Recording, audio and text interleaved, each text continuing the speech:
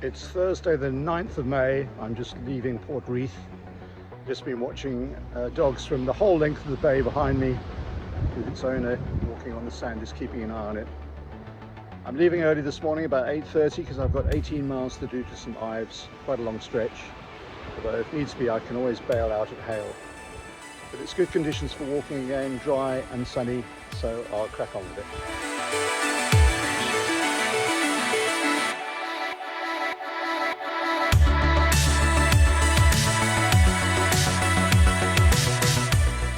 This is Kajak Bay, and over to the right is Samphire Island.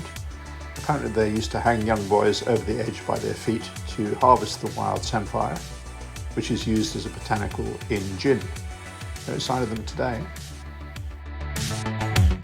I've just had a wah-wah-wee-wah moment, quite common on this trail, and I've realised that the steep-sided valleys at the beginning of the section are now behind me. I've got a long flat section all the way to opposite Godrebi Lighthouse, several miles. This little stone chap which has been keeping me company, flying from post to post along the side of the path. I don't know whether you can see it. They're beautifully coloured, a bit like robins. Apparently they make a sound like two stones being clacked together, but it hasn't been doing that. There's the stone chat. The path has returned to normal now after that section that was funded by the European Economic Development Unit.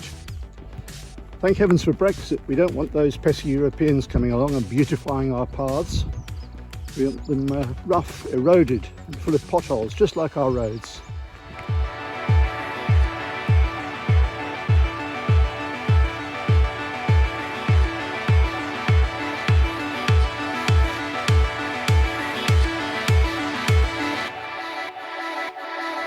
Between 1859, which is when the lighthouse was first commissioned, and 1924, all visitors to the island had to sign the logbook in the lighthouse, which was then put on auction in 2011 by Bonhams for over £10,000.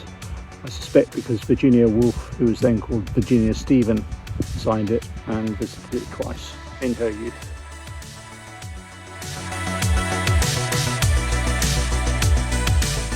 It's a very impressively large beach here at Gwithian Sands. At low tide I could probably walk all the way along it to the Hale estuary. It's about 3 miles, but I think it'd be more interesting up on the dunes in what they call the Towers, so that's the way I'm staying. In 1990, Ronnie Hanney drove his Land Rover down to the beach, got stuck, went away to get a tractor to try and tow it out, but by the time he got back, the tide had come in and there was no Land Rover to be seen. It's only now available at low tide. I shouldn't laugh, really. Well, a couple of hours ago I was just over there. That's estuaries for you. There's Hale in the background. You can just about see where my pasty shop is. I think I read somewhere there's only one train a day on this line from St Ives, but here it is, and alongside a very lovely looking golf course too.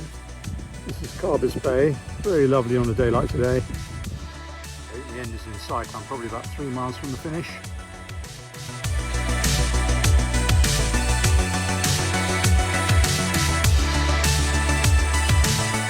Well, as you can see, I finished the day. I managed to do all 18 miles. It would have been very easy to jump on a train from Hale, but I wanted to do the full leg because I'm doing 3 or 4 days of 18 miles plus later in the year when I do the Pennine Way.